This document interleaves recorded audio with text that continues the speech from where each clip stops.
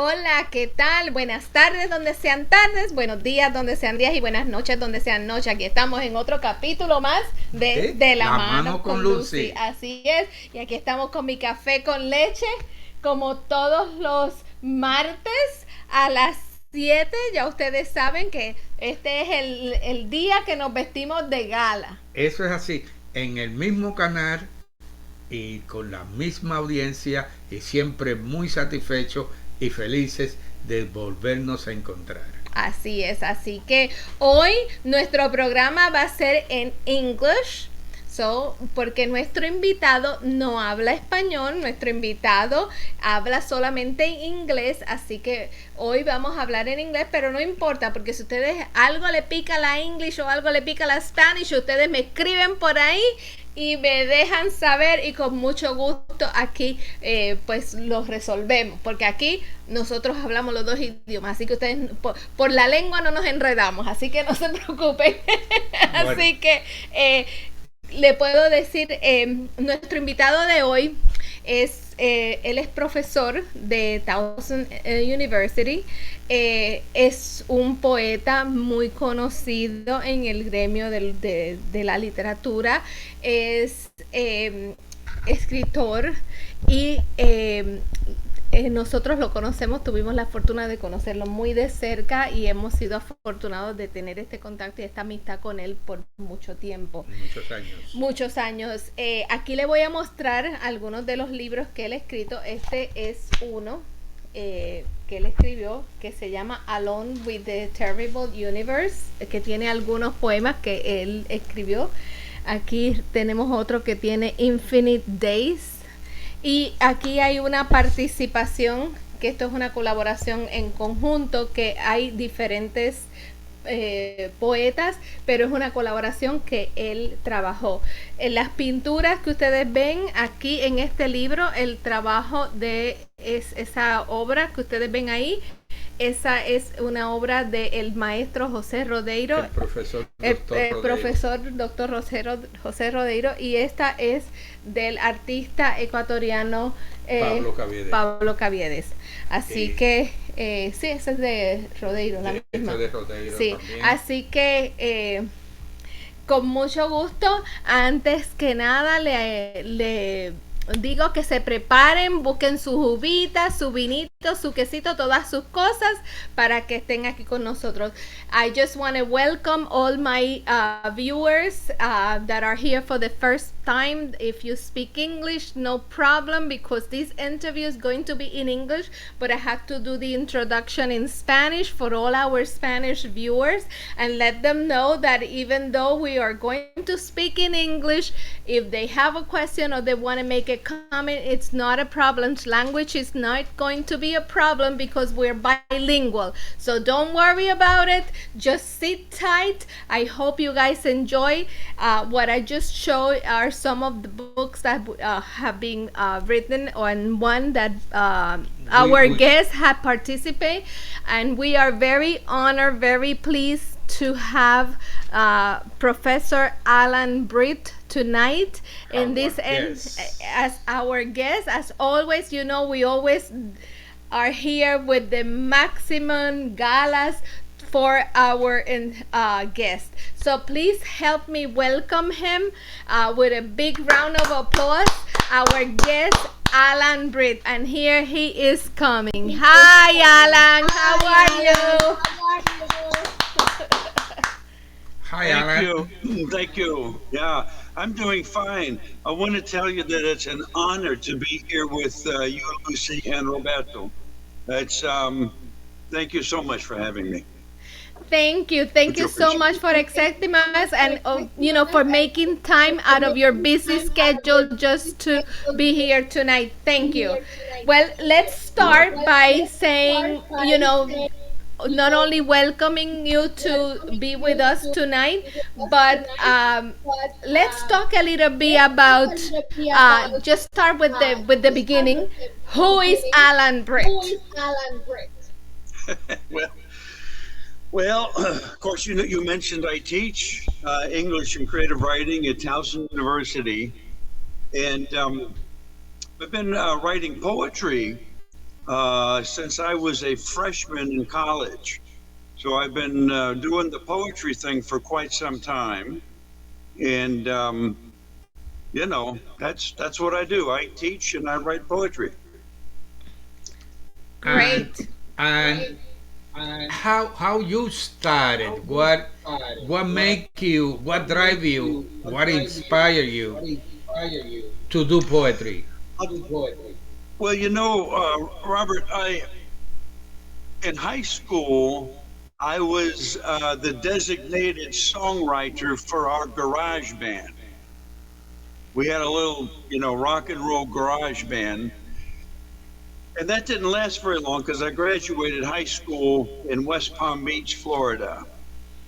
So then I moved over to University of Tampa. I moved across the state in Florida to Tampa.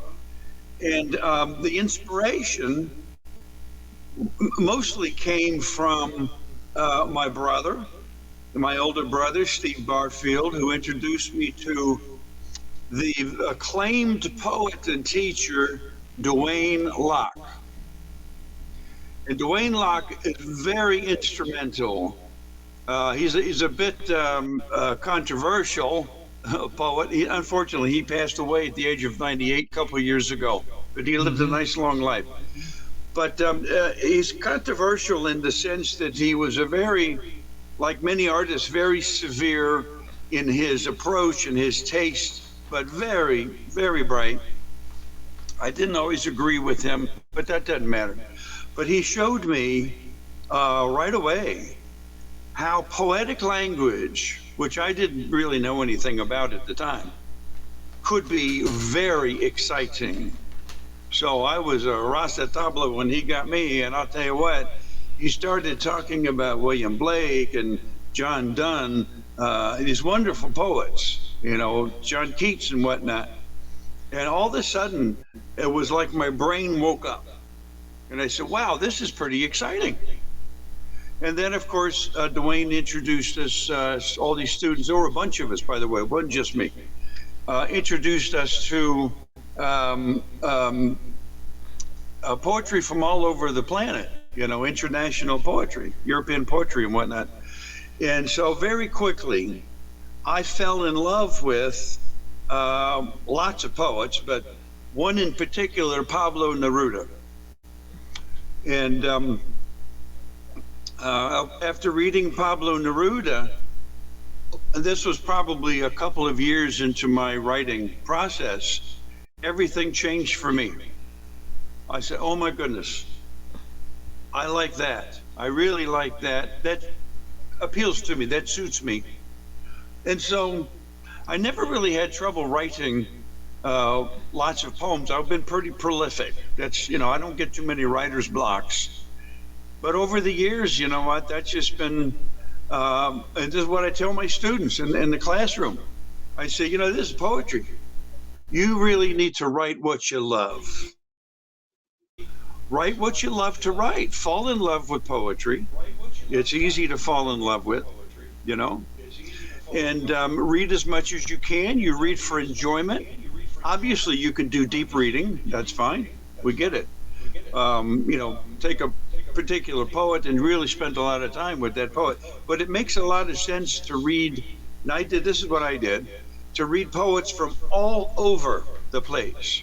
Mm-hmm. Which means, of course, I don't speak 10 languages, so I'm going to have to, in many cases, read poetry that is in translation. I understand that.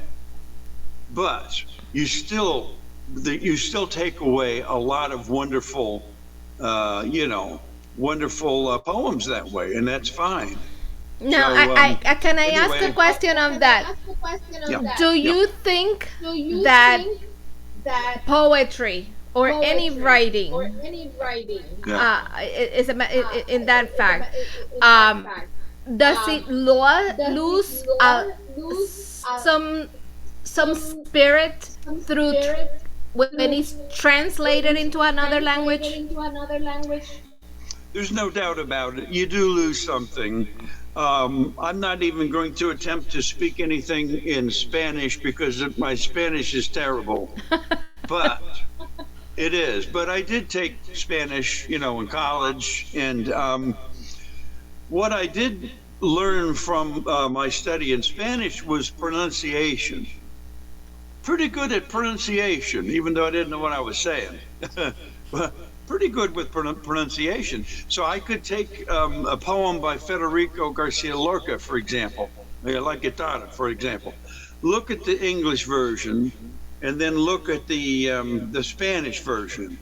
So I could refer to the English to get the sense of what's happening, but I could get the musical feel to an extent reading the Spanish.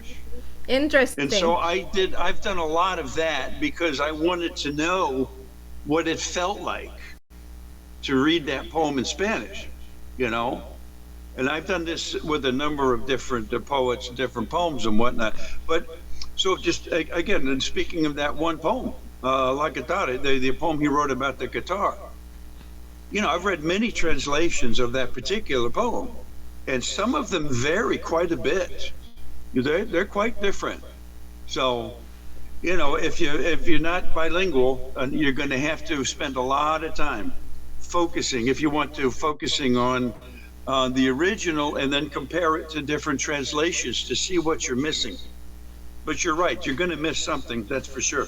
Yes, and that is true. That is true. Because I'm a side of my job. I also have I'm also a certified interpreter, and it is very difficult when you're traducing from your a text from one language to another, especially in the Spanish. The Spanish is so rich and is Oh, yeah.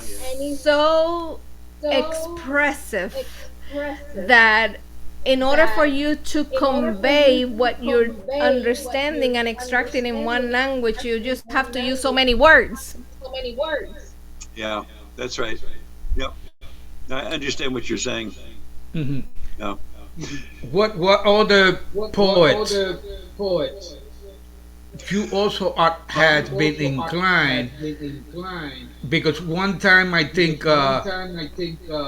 we spoke about a poet in a French poet that you mentioned it that at NJCU when you was performing there, that we went out to eat with Dr. Jose Rodeiro, and so on.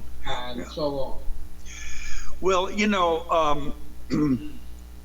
it's difficult to say, oh, I prefer this poetry over that poetry because I like a lot of different things.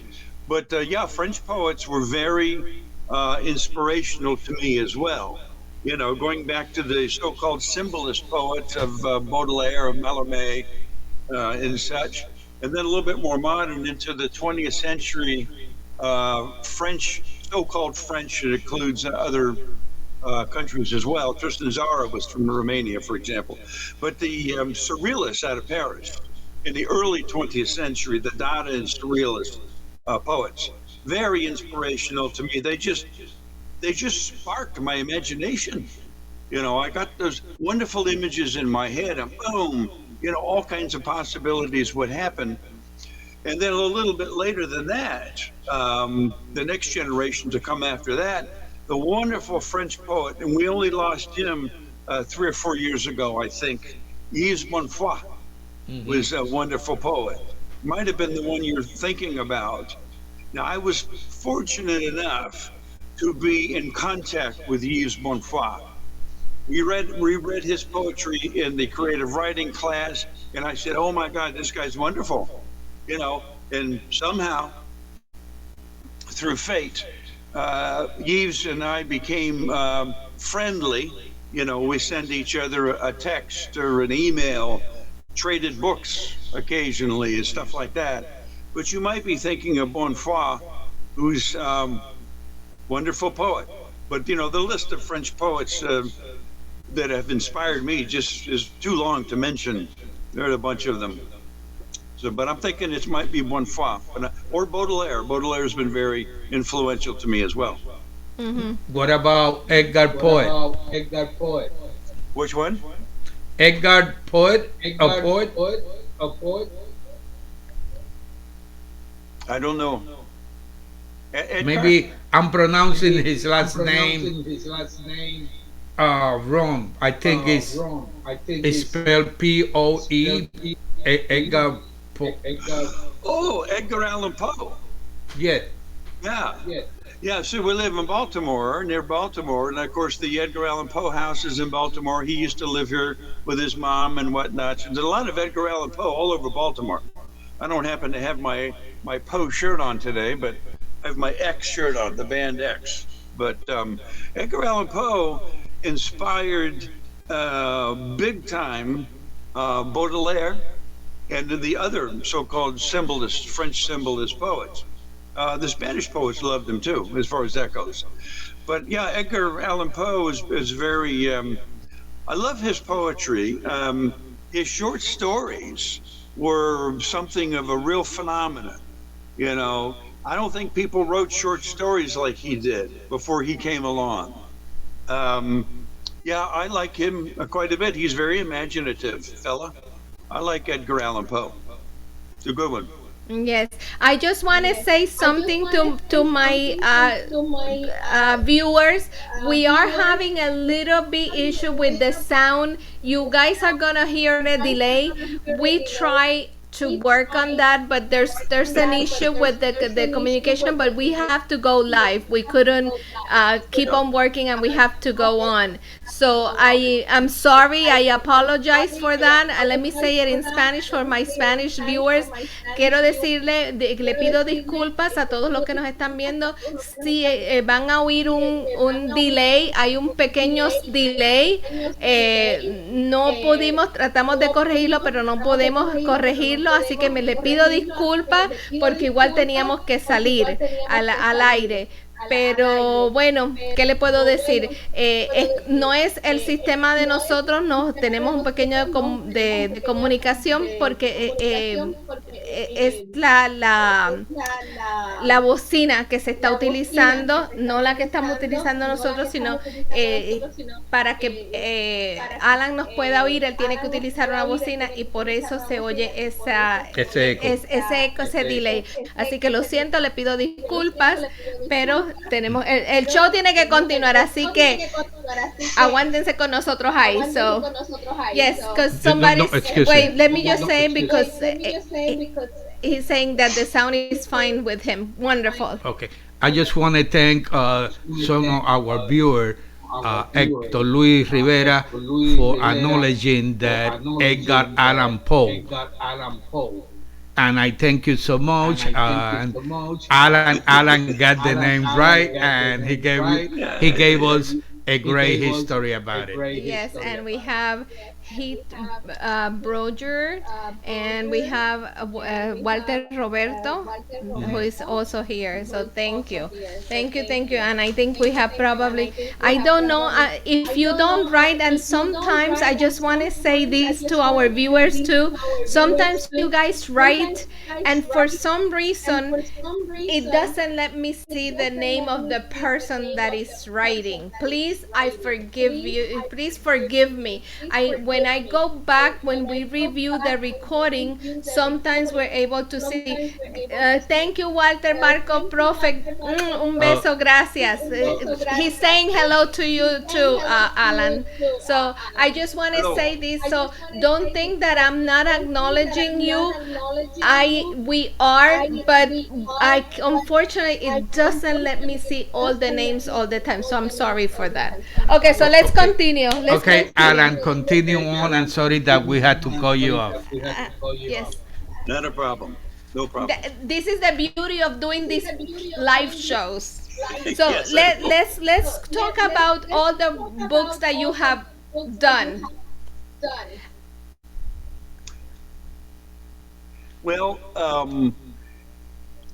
so at this point, I've published 21, I believe is the number of books. The very first book that I did publish is called I Ask for Silence Also. And it was inspired by a poem by Pablo Neruda, his wonderful poem, which is called I Ask for Silence. And so, I was really in my Neruda phase.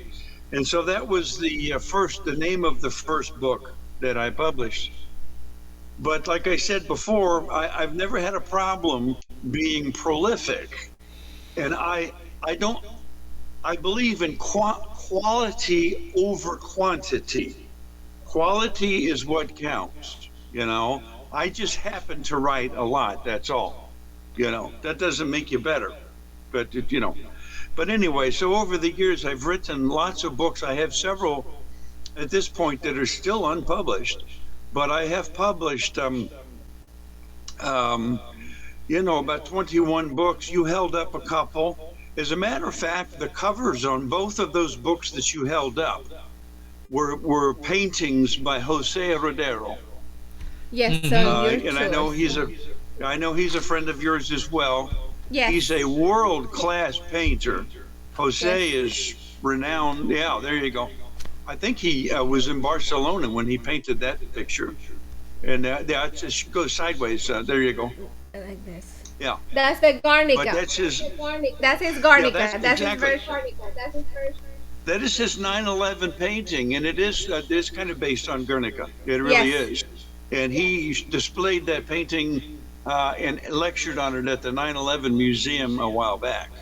Yes. So that was very nice. And this one that you participate with other artists, this is Yes. with this is the art of Pablo Caviedes. Caviedes, who we also know. Yeah.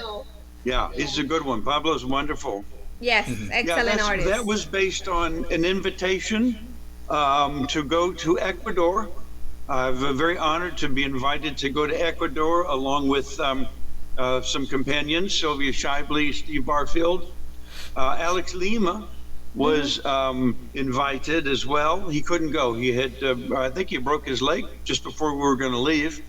Lilvia Soto was going to go with us, and something came up. She had something came up. She couldn't go. So Sylvia, Steve, and I went. And and so in honor of being invited, we produced the Alianza anthology that you just showed with Pablo Caviedes' picture on the front of it. And we were able to deliver, I don't know how many copies of that to our friends in Ecuador. I made a lot of good friends in Ecuador. What an amazing, amazing experience that was. I don't want to use up all of our time, but I'll just say this. Everywhere we went to about 6 or 7 different cities to read poetry, and people came out by the hundreds. I mean, they just, everywhere. They just kept coming out. And it seemed to me at one point, I said, everybody in Ecuador is a poet. Everybody in Ecuador Yes, is they a are. painter. Yes, they are. Unbelievable. They're either poets or painters. They're so creative, and they're beautiful people.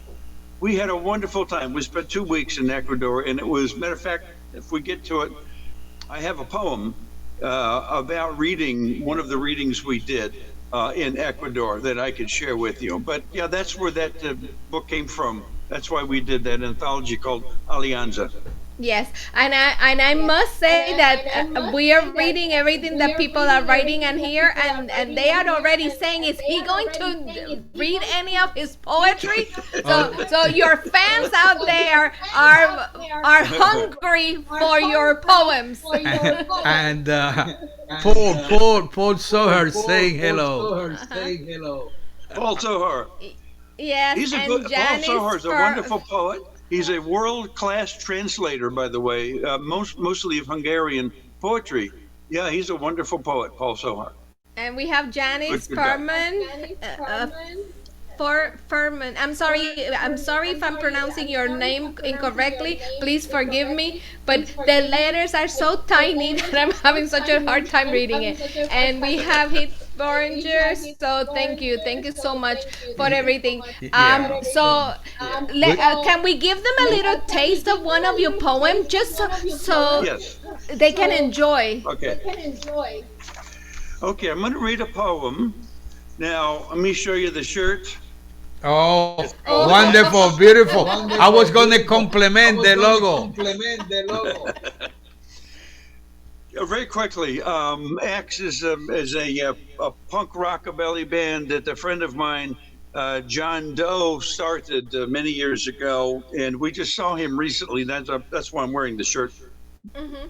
But I was listening to a song by John. It's on YouTube. It's called "Let's Be Mad," and I got inspired. And so I was listening to the song. So the poem isn't about the song; it's just about the inspiration that I, received from the song.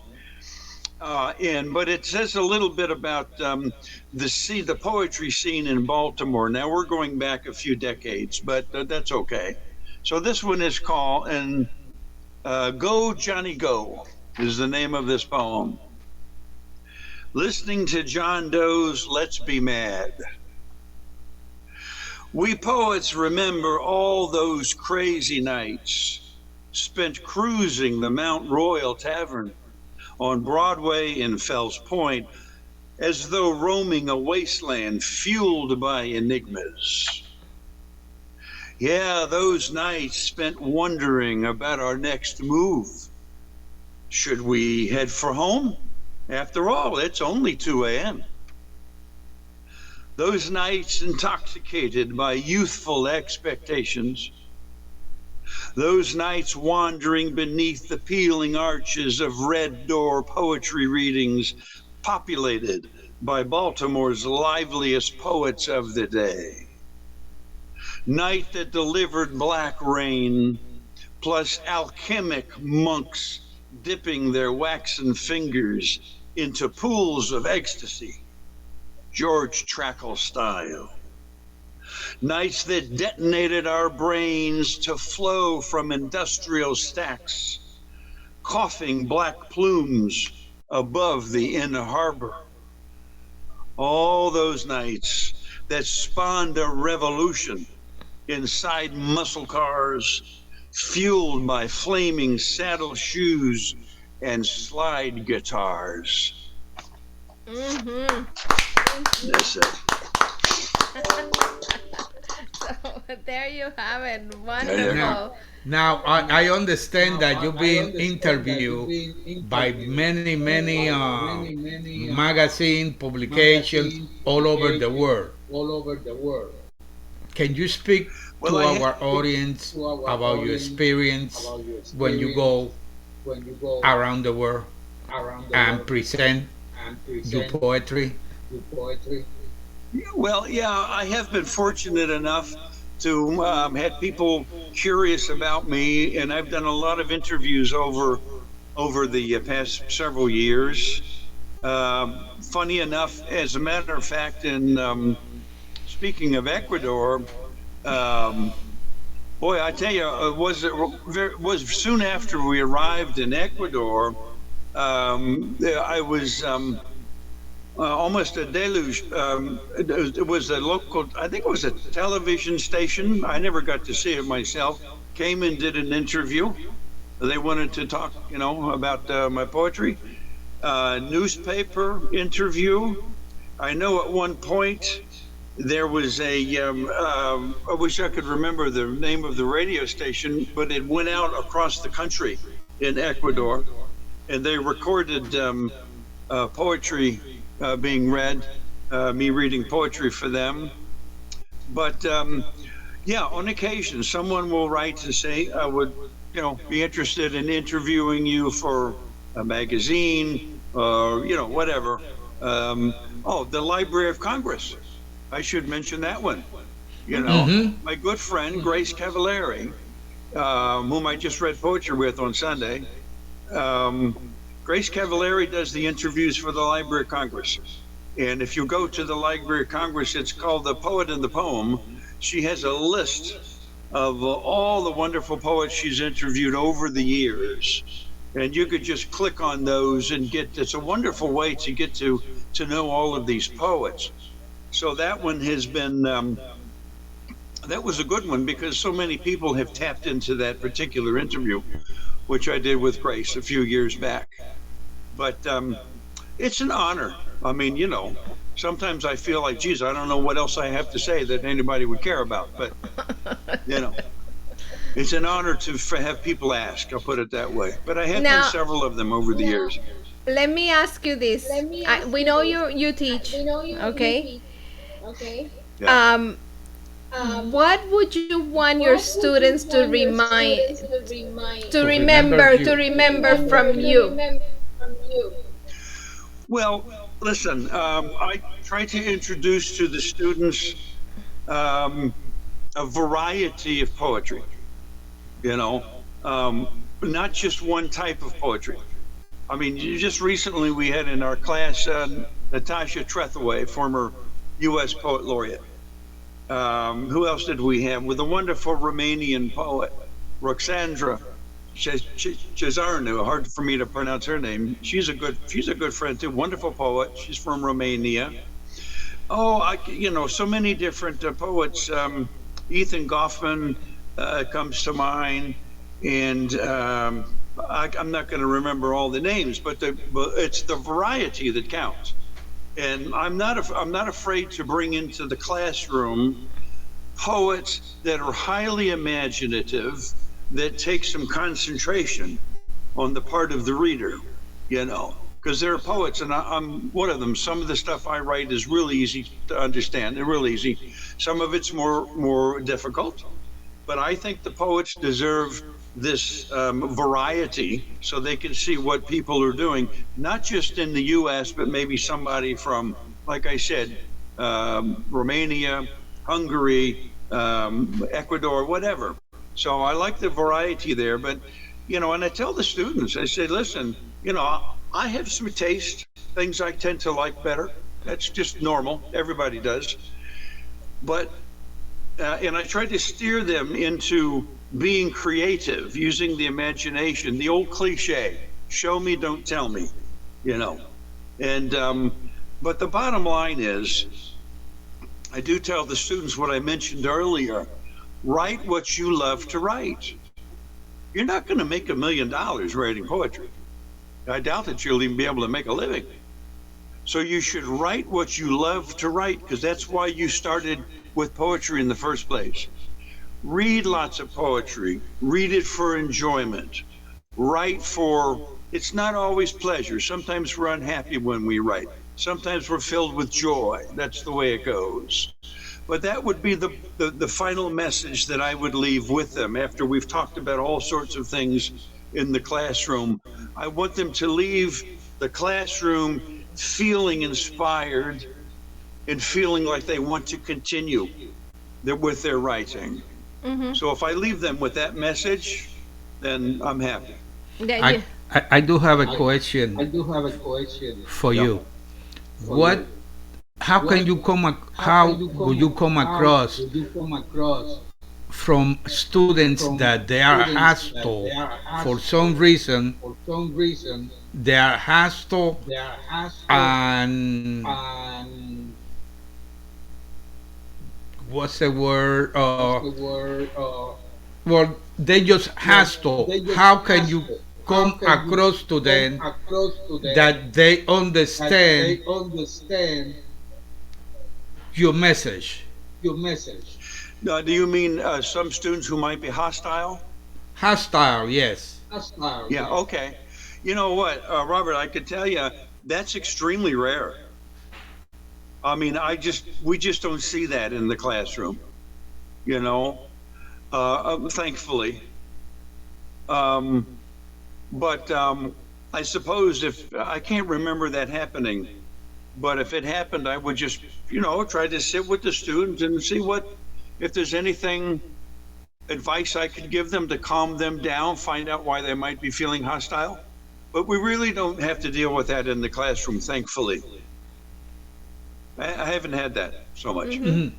I says Sylvia Shelby is saying here Shelby. your most popular poem is about Whitman in New York.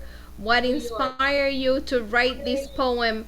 What do you think about Whitman? Okay, let me hold on to that, Sylvia. Hold on, because I have Walter Barco who wrote something here in Spanish, and I think he translated one piece of one of your poems to Spanish. It says materia oscura. El poeta ve materia oscura en el fondo de su copa de vino. Próximo al fondo del cristal, ve el talle turbulento de gravedad de Magdalena lleno con el humo de la materia oscura. I think this is part of if I remember. I mean, I might be wrong. I don't know, but I think I have read this in one of. It's a translation of one of your poems, short poems. Gracias, Professor Walter, por eso. And Okay. now you can answer Sylvia, who's asking you about Whitman. Well, I tell you what. I think the poem she might be referring to. I've written more than one poem inspired by Walt Whitman, but I used to have a job years ago, many years ago, where I drove all over the place. I mean, all over the eastern part of the United States, and I would fly to different places. One day I was literally driving across the Walt Whitman Bridge. And while I was driving across the bridge, I got inspired and I wrote the little poem while I was driving across the bridge. I have to say this, I don't recommend people do that. No, I too was dangerous. very careful, but no, it's dangerous. It is. But if you like, I'll read that little, it's a short poem. Oh yeah, go ahead. If I can, go ahead. Yeah, hopefully I can find it in this book and I won't take too much time. Yeah, I got it right here. Here we go. She said that. Yes, that's the poem. Okay, good. Here it is. It's called Crossing the Walt Whitman Bridge. They have named a bridge after Walt, a massive extension of steel and persistent weight. This bridge connects daily lives and supports the multitudes non-stop, 24 hours a day. Walt would surely be proud. But the true bridge, the one he created from our lives to the infinite, is the one I'm crossing now between the shores of my solitude. Oh, that's nice. Super. I like that. Sylvia, I agree with it. I love it too. And Sylvia is a great poet herself. Thank She's you. a wonderful Thank you poet, absolutely. Yeah. Thank you for that. Our friend Jose Rodero has done a book cover for Sylvia, as a matter of fact. Oh really? Yeah. She's got a couple books coming out. Oh great! Congratulations, Sylvia. Well, Sylvia, we invite you here so you can present them here. Oh yeah, that will be fine. You know how to contact me, Sylvia. Yeah. Now, Okay. Go ahead. I told you that I have one that I love from this book, and I'm gonna read. It says love poem. Okay. I like that. Okay. I inhale the carnation, her face a hint of intelligence wrath. My shoulders collapse like old pigeon bones on the wire roost of a tarpered, turned roof in the Bronx. I like that. Yeah. Yes. Yeah. And you know why? It resounds to me because before I married, when I first came to this to the States, I lived in the Bronx. So, yeah. So anything that has to do with the Bronx could be very dear to me. And when I read that, I said, "Ooh, I like that because it reminded me of those moments that I daydream too of that love." Well, Alan, we're gonna continue this conversation, but I gotta ask you about this recent poetry book of poetry about Parabola Dreams that you wrote it in 2013. Can you speak about it, please? Well, yeah, Parabola Dreams. You mentioned this perfect segue because Sylvia Scheibler wrote half of it and I wrote the other half. Oh, really? Yeah. Now, I've known Sylvia since, well, we went to university together. So we've been good friends ever since then. We were inspired by many of the same poets, Neruda, Lorca, and whatnot, and such. And so I remember talking to Sylvia one day. Some of our poems have a lot in common. And it just became, why don't we do a book together? We won't write the poems together, but she'll put her poems in and then I'll put my poems in. And that's how that book came to be. At the end of that book is a very short 5-question interview that we did with each other. And we believe, I know I feel this way, that when you have a book of poetry, it's nice to have pictures, a little bio, to let the reader know this is a human being who wrote this stuff. But I like having something in the book that speaks to why we do what we do, what inspires us, you know what I mean? So we asked each other 5 questions that we answered. And that sort of lets the reader know a little bit about us. But Sylvia's a very creative poet. And I was delighted to participate with that book. Parabola, like in geometry, in mathematics, is the thing that swings and joins things together. Mm-hmm. So we came up with the title, and next thing you know, here's the book. And we tried to pick out poems that we thought would be harmonious with each other, for the most part. And that's how that book came to be. Now, what's coming up? Well, actually, before the summer is over, maybe 2 more books. Hoo-hoo! There's a book, maybe. Yeah, there's a book, a fella who does, Henry Stanton, who publishes Raw Art Review, and he's got a publishing house called Uncollected Press. And Henry is in the process of doing a book of mine called Garden of Earthly Delights. And here we go with painting. Once again, the wonderful Hieronymus Bosch painting, the Garden of Earthly Delights, captured my attention, so I wrote a poem about it, and that became the title of that book. Another book, a very nature-oriented book, is called Guilty Pleasures. And that book is now in the proofing stage. And I'm happy to say that it had I love having artwork on covers if we can make that happen. So the wonderful internationally famous artist Mel Ramos. Yeah, I know Mel Ramos's work. Mm-hmm. And anyway, long story short, a good friend, Gabrielle Navarre, friend of mine, a painter out in California, had some of my books. Yeah, we know him. And you know Gabrielle as well. So he showed some of my poetry, my books, to Mel.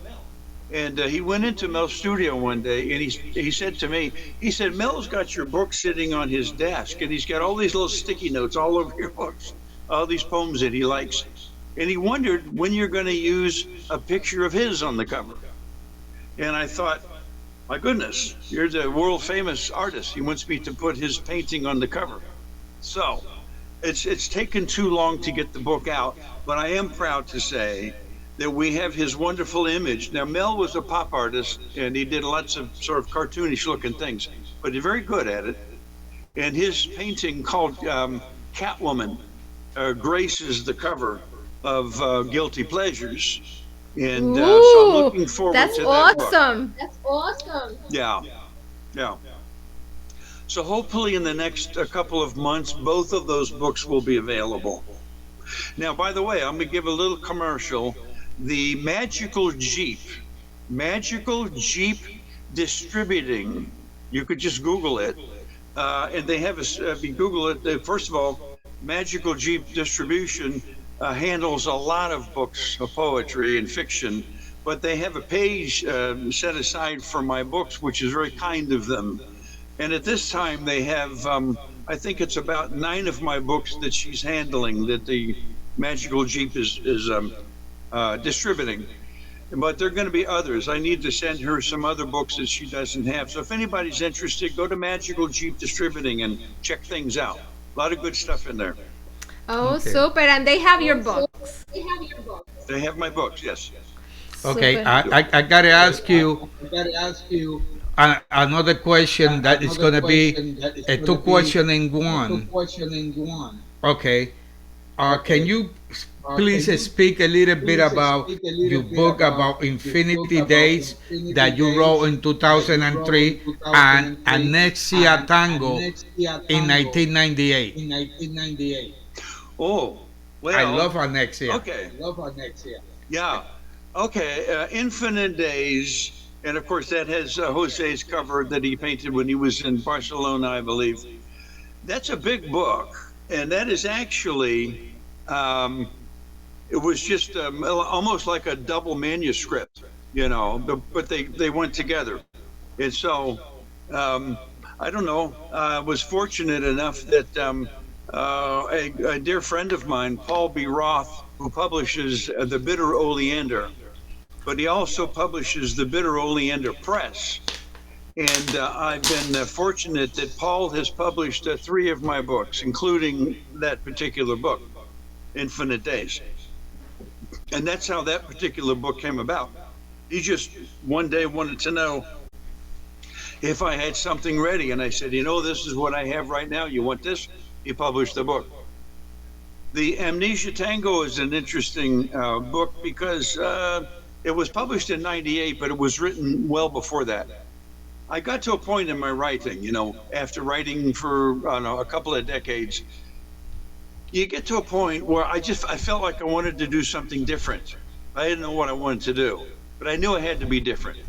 So, long story short, I just started reading, like I always do, a variety of poets. And the fellow was living in our neighborhood, Andre Codrescu. He's now up in New York. But so I became friends with Andre, and he introduced me to different poets. But mainly there was a young poet out from San Francisco named Jeffrey Miller. And there was something about Jeffrey's book that was just really freewheeling. It was very loose, and I needed something like that. And I looked at the Jeffrey's poetry, and I said, you know what? That's something like I need to do. And so Amnesia Tango was written really inspired by Jeffrey Miller and many of the beat poets that I was reading with Andre, Ferlinghetti, of course, and of course Ginsberg and all those. But I love the looseness of the language and how directly people could speak. And I needed that at the time. So that's when Amnesia Tango came about, Robert. That's why I wrote that book. Thank you. Thank you so much. Yeah. Mm-hmm. You're welcome. Okay. And Go ahead. He's shooting today. He's taking over today. I'm letting him taking over. What are you reading right now? Oh, I tell you what, I'm reading all sorts of things now. And do I have it at my fingertips? I don't have it at my fingertips, but and I wouldn't be able to pronounce her name anyway. A dear friend of mine, Zvinia Orlowski, and give me 1 second. I'm gonna grab it. See, that's why we love him. He's unique. Alan is unique. You always, you don't never know where you're gonna go. This is what you get when you are live. Yes. De la mano con Lucy at his best. Yes. While he's getting his book, let me say this. These shows come to you as a sponsor of Fundación Manos a la Ayuda. Fundación Manos a la Ayuda is an organization dedicated to help children in need. And here he's showing us the book that he's reading. It's Century in Days Days of Hope and and Sorrow. Sorrow. Oh, great title. Natasha. Yeah. Natasha Yeah. Now, Biloteskivitz. Natasha is a Ukrainian poet, and Zvinya is a Ukrainian heritage. Zvinya Orlowski, Ali Kinsella, and Zvinya translated this book. And I saw a couple poems that Zvinya posted not long ago, and I said, "Oh, I like those poems," and so I had to get that book. And this is what I've been reading. I'm going to teach this in the fall in my poetry class.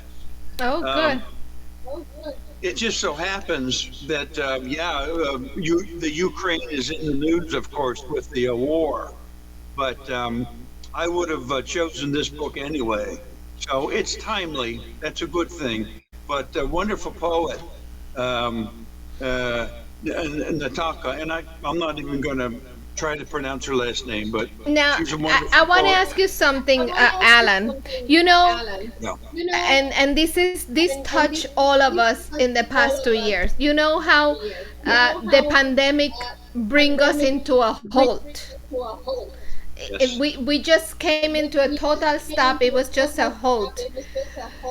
Right. And prior to the pandemic, we being we seen how some sort of decline into literacy. Yeah. And I think this is just me thinking, and the way that I have seen these things evolve. I think when we came into a halt with the pandemic, it kind of rescued some of that literacy that somehow was going down. I mean, not Dying. it was like it was dying. It almost felt like it was dying because I can tell you, I never seen so many poetry clubs and so many reading clubs that opened up during the pandemic, that, and I see them active, constantly active, that I mean, I'm happy because I love to read. I mean, I'm like you. I'm a crazy reader and I read everything. But it's like, do you think that the pandemic did us good in that sense?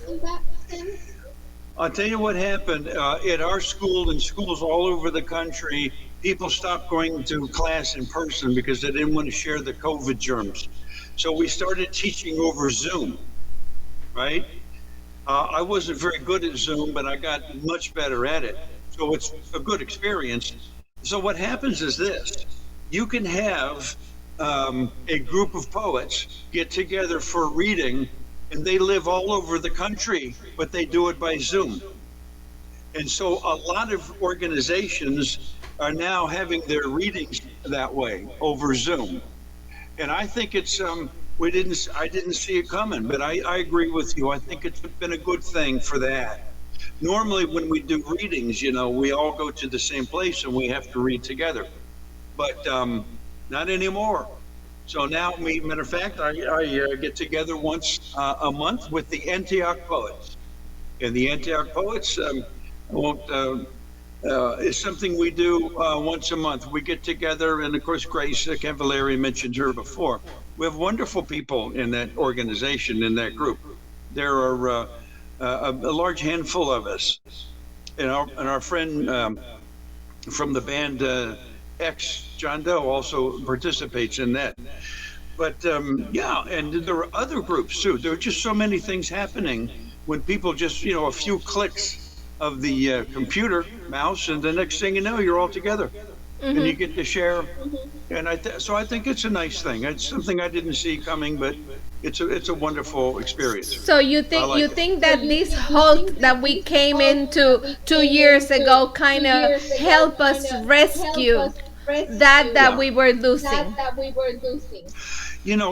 Every time we have a big shift in our society, a shift in the zeitgeist or a shift in how we do things, it causes other things to happen that maybe we didn't foresee.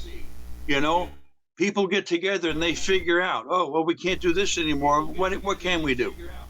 And next thing you know, people now have cameras. I have camera, obviously, on my computer and a microphone, and you got a camera and a microphone. I mean, when I did my poetry classes the last 2 years, I invited poets to join my class. These poets were from Romania. They're from Hungary. They're from all over the place. In the States, of course, United States, of course. So I've been fortunate enough to bring these poets into the classroom by way of Zoom. Now, before the pandemic, they would have to typically come in person. So they mostly were either local or they were passing through or something like that.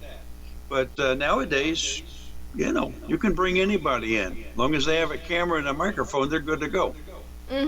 Okay, I got one more question. Yeah.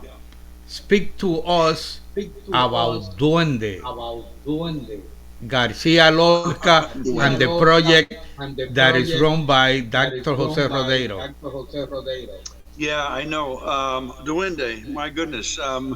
Well, Jose is an expert at talking about this, by the way. But I first learned about Duende really before I even read about it. My older brother, Steve Barfield, is my older brother. He went to Mexico and he came back. I couldn't go with him, unfortunately. And he came back and he was inspired by his trip to Mexico. And Steve loves Neruda and Lorca and those Spanish-speaking poets as well. But he came back and he said, I discovered something in Mexico. It's called Duende. And he told me what he learned about, Duende in Mexico. But the way Lorca talks about Duende, and that Duende was existed before Lorca, but Lorca kind of made it popular. When Lorca writes about the flamenco dancers and the guitar players and whatnot, he say these artists are facing, they're staring death. They're staring at death and they're not afraid. It's not that they want to die, but they have the bravery to go forward right into the teeth of death in their writing. That's how inspired and intense the art is. It could be in dance and music and poetry, all of these different art forms, of course. There's the muse that inspires us. That's a little different. Jose likes to talk about the angel. The angel inspires us. That's a different feeling. But when you're writing poetry that has duende, it doesn't have to be shouting at you. It can be subtle, but it's intense. And you're right in the mouth of death itself. You're not turning away. You're facing it, and there's an intensity that just makes you. And as a matter of fact, I feel chills in my body right now talking about it. It can make you just feel chills in your entire body, and it's an intense thing. It's maybe that ecstatic moment that you feel alive. And we all want something that takes us away from the bad news and the boredom of life. And I'll tell you, Duende does that. And that's about what I'd say about Duende. There's a lot more that could be said. Of course, Lorca wrote a whole essay about it. This is we're coming to an end to our show, unfortunately, but I don't want it to end. Okay, but I got this personal question that I wanted to find out because I personally know the child within you. Do you also transmit the child in you to your students so they could write poetry? I don't think I'm grasping the question. The innocence? No, the child. That you and I we very playful. We a little kid. Yes. Oh yeah. When you teaching your class, do you let go the child in you? Yes. And toward them? Yeah, because that's who I am, and I want them. I'm not trying to put on airs. I'm not trying to pretend to be something I'm not. Yeah, I it comes from my love of humor and comedy. Maybe that's what it is. Yeah, Mm-hmm. sometimes I'm funny in class, but yeah, the innocence, the childlike innocence. Uh, I put a lot of it in my poetry from time to time. So it goes from serious to playful, whatever I'm feeling at the moment. But to me, it's just a way of being authentic with the students, you know. So again, like I said, I'm not trying to pretend to be someone I'm not, you know. So if I feel playful one day, they appreciate it because they know I'm just relating to them as human beings that I respect, that I have regard and respect for. And that's what we So love. that's why I do that. Can you read us another poem? I'd be happy Because to I do it. am hungry just as everybody else that is here watching us. Well, you could read too. Okay. I have these. Okay, I do have two poems if you want to hear them. Now, this one was one I mentioned about shortly after we arrived in Ecuador. And I won't give you too much background. We don't have a lot of time, but we're reading up on a mountain overlooking volcanoes. And we're in an amphitheater, like a Greek amphitheater, looking up at the audience, which is sitting on all of these concrete steps. And you can't count them all, but we did a quick head count. There must have been 200 or 300 people sitting there. And I'm thinking, my goodness, where'd all these people come from? Um, and they have a guitar player, we had about 6 people reading poetry. So between a couple of the poets, a guitar player would come out and play guitar, and the violinist would come out. They would bring the condors out and the eagles and show the audience. The whole experience was just a lot of fun. And I thought to myself, boy, this is how you do it. This is a great way to do a poetry reading. So this is a poem about that reading that we did then. And it's dedicated to a friend who was our host at the time, Fermin H. Sandoval. And I'm dedicating the poem to him. He invited us to this thing. It's called Reading Poems at the Parque Condor in Otavalo, Ecuador. Reading poems in an amphitheater on a mountaintop overlooking volcanoes with guitars and violins, plus eagles, hawks, and condors circling the audience. I feel a cobalt wind whipping clouds shaped like caritas through my hair. Wind with the waist of a tango dancer, relaxing one palm upon my right shoulder, the other against my left hip. The wind, toucan blue, body of granite, plus lips of brutal sunshine, scrubbing the scallop steps of the crowded amphitheater. Poems fly from Steve, Sylvia, Gina, Juan, Rodrigo, Annabelle, and me. Volcanic ashes fall from guitars and violins. Eagle drifts like a single ash above the burning amphitheater, floats higher and higher until against a single cloud made of linen, it appears as a speck of pepper before entering the smoky cloud like a poem entering heaven. Fermin conducts this sermon on an Andes mountaintop, opening his arms to the sky and spreading his wings like some great black bird of prayer. Amen. That's that poem. Beautiful. I have here the Roger. She's saying, "Oh, I don't know if anyone can read my poem and LOL. I've been posting throughout. Yes, I seen some of your posts, but some of them have come like broke. So, but yes, I see them, and Alan will be able to read all of these and And insert them. answer them. So just hang in there with us because we just trying to get the interview going. So and so we can also enjoy some of his poetry. So, can you read another one?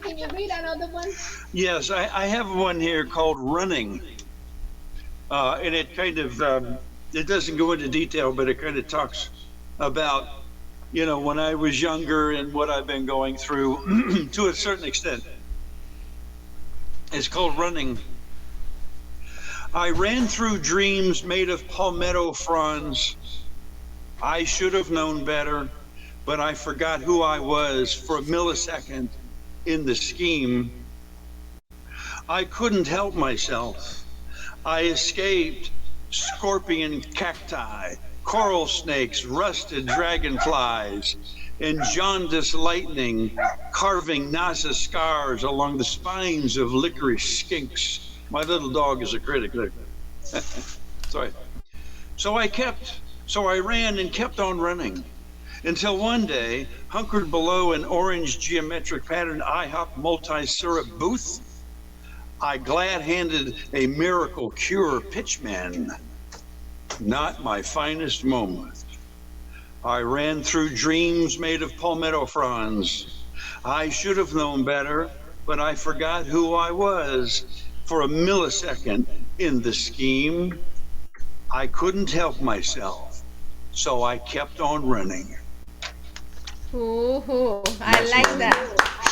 Thank you so much, Alan. It's really been a pleasure to have you. My pleasure. Wonderful. I mean, I think all of us have a wonderful night in here. And I apologize that I couldn't read all the postings, but believe me, Alan will be able to read all of them and answer to you individually. We're just trying to get the show moving so we're able to enjoy some of his poetry, as you guys were asking also when we first joined. You were wondering if we were going to have him read some of his poetry. So we're trying to enjoy and Can I say one last thing very quick? You're talking about the books that have been, the last couple of years I've been publishing a lot of books. 2 books each by 2 presses, very quickly. David Churchill of Pony One Dog Press out of Washington, D.C. Bless David. He's not only published a book of my poetry, but he published a book about my poetry. And that's a wonderful thing for any artist to enjoy. It's called Poetry and the Concept of Maya. Thank you so much, David Churchill. And Heath Brocker of Concrete Mist Press has also published 2 books of mine in the past couple of years. Mm-hmm. And Heath is, thank you so much, Heath, because he's been a great inspiration for me. And we have more, projects on the way. So thank you to both David and Heath. Yes, thank you. Well. Heath has been here, and he's been writing and writing. Mr. Heath Robert. Yes, yeah, and it's a wonderful thing. I have some of my poems poems that I have here that are my favorite, but I'm not gonna read them. We're running out of time. But I want to thank you, Alan. We might do this again, have you here, and I hope if you are this you are around in the East. If you are around here in New Jersey, that we can have you come to the studio and we can do one of these lives. So the invitation is out there, and any of the poets that are watching us, please, Sylvia, we're speaking to you. We are inviting you. So this platform is open. We're trying to nurture and to promote culture. That's what we want to do. We want to rescue the wonderful things that the different forms of our culture give us, via writing, literacy, via art, paintings, any form of the arts. We are here here. These just and like I said before, these programs are sponsored through Fundación Manos a la Ayuda, which is an organization uh, which is a non-profit. I founded that organization in 2006, and we've been building the bridge of children with disabilities and children without disabilities. We bridge them together through the arts. We find that the arts is the most wonderful bridge to build connections, and we use that bridge with our children in that matter. So thank you. You can go to our website and see what we do. Before we leave, we close the show always with a short video so you guys can see what we do. But we thank you, Alan. Thank everybody, because you guys have given us something that nobody can give you back, and it's your time. I think when you give your time to somebody, you're giving them the most precious gift that you can give somebody, and we are thankful. Alan, thanks our viewers for being here with us and sharing that time with us. Thank you. It has been Well, I our just want to pleasure say, Lucy. having all of you with us. And Alan, you can say your final words. Well, I just wanted to say, normally I would be up in your neck of the woods a couple times a year, New York, Boston, even New Jersey, whatever, to read poetry or whatever, to do things. But the pandemic has made that difficult. And so traveling less. So I hope to be able to come and visit with you soon. Speaking of which, there's a wonderful bookstore up in Woodstock, New York, called the Shivastan Bookshop and Gift Shop up in Woodstock. And they had an invitation for me to go up a couple of weeks ago, but I couldn't go, So I hope things get better with the pandemic for all of us.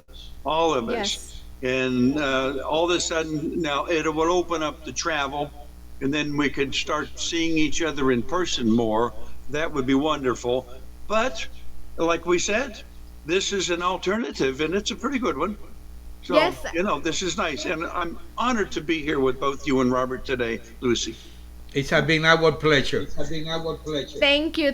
And let me invite you guys, if you love Spanish music, you can visit me every Thursday at 8 o'clock on tuondalatina.com, where I have an hour of Spanish music. It's all soft music, romantic music, that music that we cannot hear anymore, back from the 50s, 40s, 30s, 60s, 70s, the 80s, that music that we cannot hear anymore. The romantic era. So, and we also read poetry. So And remember, it is on the radio. it is on the radio. You can reach it through internet. So it's www.tuondalatina.com.